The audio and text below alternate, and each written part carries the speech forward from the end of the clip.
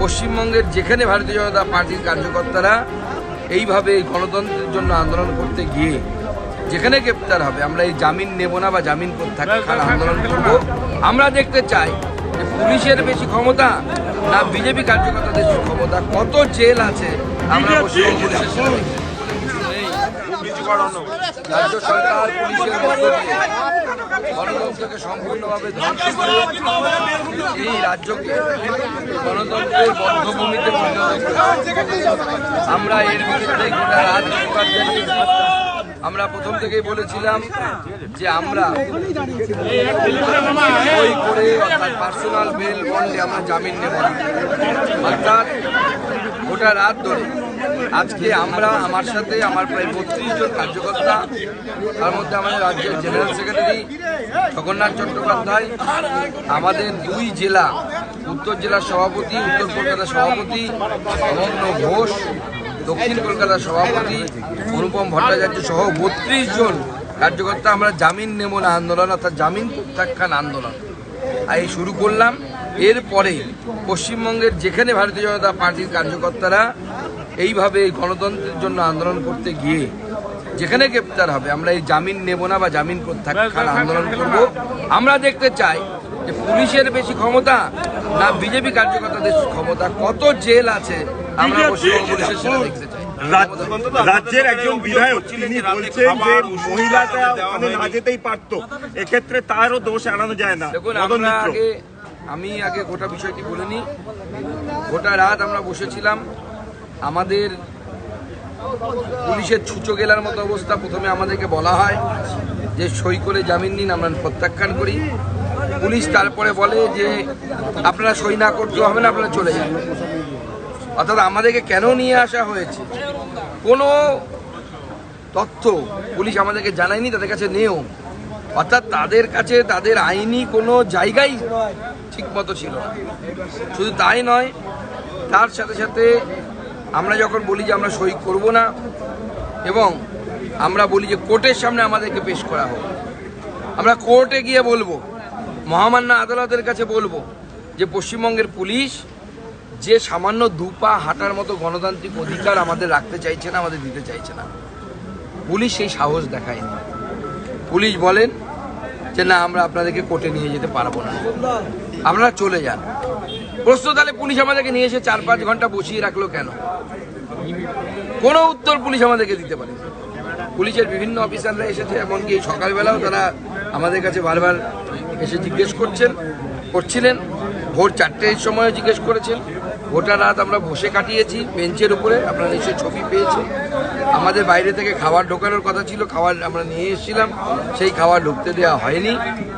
জলের পর্যাপ্ত ব্যবস্থা ছিল না। ওষুধের জন্য আমাদেরকে আমাকে হয়তো করতে হয়নি, কিন্তু আমার কর্মীদেরকে ওষুধের জন্য কারো হাতে লেগেছে, তাকেও ওষুধের জন্য অনেকক্ষণ তাদেরকে লড়াই করতে হচ্ছে, তারপরে ওষুধ পেয়েছে। তাও খাওয়ার ওষুধ পায়নি তারা, খাওয়ার ওষুধ তাদেরকে ভেতর থেকে নিতে হয়েছে।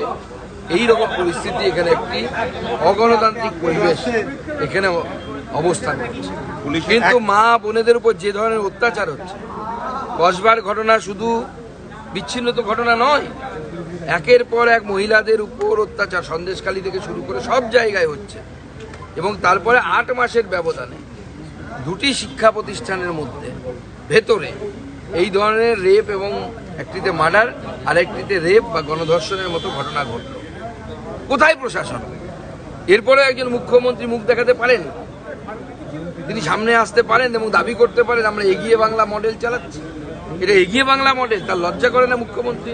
যে তার মতো মহিলা মুখ্যমন্ত্রী হওয়া সত্ত্বেও তার দলের পদ নিয়ে, তার দলের নেতাদের সাথে ছবি তুলে এই ছেলেটি বা এই ছেলেগুলো 3 জন যাদের নাম এসছে, তারা এই ধরনের পাশবিক অত্যাচার চালিয়েছে।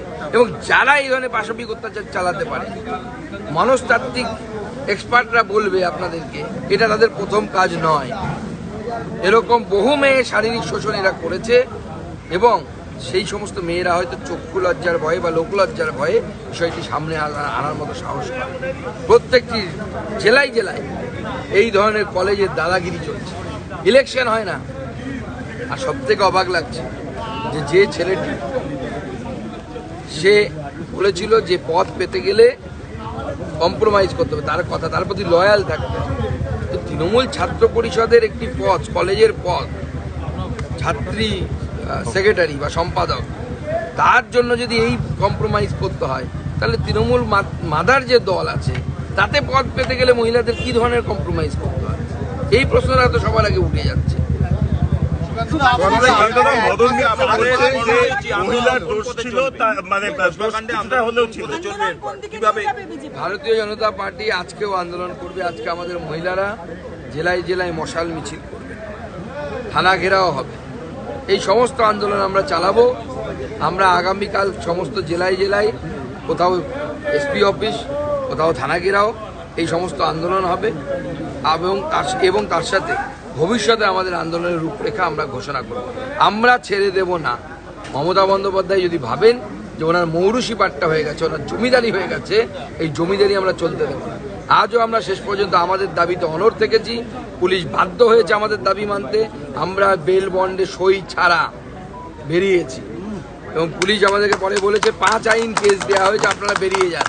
কিন্তু আমরা আমাদের শর্ত মতো বেরিয়েছি, আমরা আমাদের কথা মতো বেরিয়েছি। পুলিশকে আরও একবার ভারতীয় জনতা পার্টির দাবির সামনে মাথা নত করতে হলো। এইভাবে বারবার মাথা নত করতে হবে। আর তারপরে পশ্চিমবঙ্গের জনগণের সামনে এই সরকার 26 গতকাল পুলিশ যা করলো সেটা নিয়ে কি আপনারা আদালতে যাবেন? গতকাল পুলিশ যা করলো তার বিরুদ্ধে আদালতে যাবেন? প্রয়োজন আমরা আদালতে যাবো। আমরা আইনজীবীদের সাথে কথা বলছি। এক মাসে 4 বার আপনাকে এইভাবে ডিটেইন করা হলো, অ্যারেস্ট করা হলো। না, তার পরিপ্রেক্ষিতেই তো কালকের প্রতিবাদ। গোটা রাত আমরা বেঞ্চের উপর দাঁড়িয়ে এই প্রতিবাদটা করলাম কেন? শুধু গ্রেপ্তার নয়, তার সাথে আমাদের মা বোনেদের উপর এই যে একের পর এক ঘটনা ঘটছে।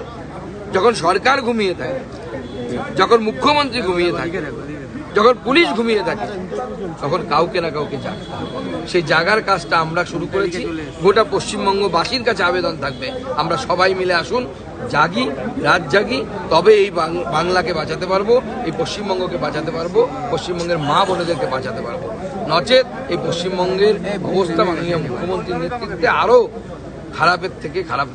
রাজ্যের বিধায়ক বলছেন যে ওই মহিলা তখন কেন গেছিল এই সময়, তাই অভিযুক্তরা নিয়ে গেলে এই ঘটনা ঘটতো না, তাই অভিযুক্তরা সুযোগ নিয়েছে। এখন মদন মিত্র থেকে শুরু করে যে সমস্ত তৃণমূলের সাংসদ বিধায়করা এই ধরনের মন্তব্য করছে, তাদেরকে বলুন জনপ্রতিনিধির কাজ বাদ দিয়ে সাদা, গেরুয়া, সবুজ যে বসন ওরা দিচ্ছে, বসন করে বাবা সেজে প্রবচন দিতে বলুন। ভালো লাগবে। মহিলারা কি করবে, ছেলেরা কি ধরনের পুরুষ পরবে, কতখানি ঘোমটা দেবে বা বোরখা পরবে, এই সমস্ত ইয়ে দিতে বলুন। বাবা সেজে কাজে দেবে। জনপ্রতিনিধিদের এটা কাজ না তো, তার কাজ হচ্ছে আইন শৃঙ্খলা ঠিক আছে কিনা সেইটার ব্যাপারে প্রচেষ্টা করা। মেয়েটি বান্ধবী নিয়ে কলেজে যাবে না যাবে তাই হয় নাকি? মদন মিত্রের বাড়ির মহিলারা সবসময় কি বান্ধবী নিয়ে ঘুরে বেড়ান নাকি? হয় যেরকম করেন।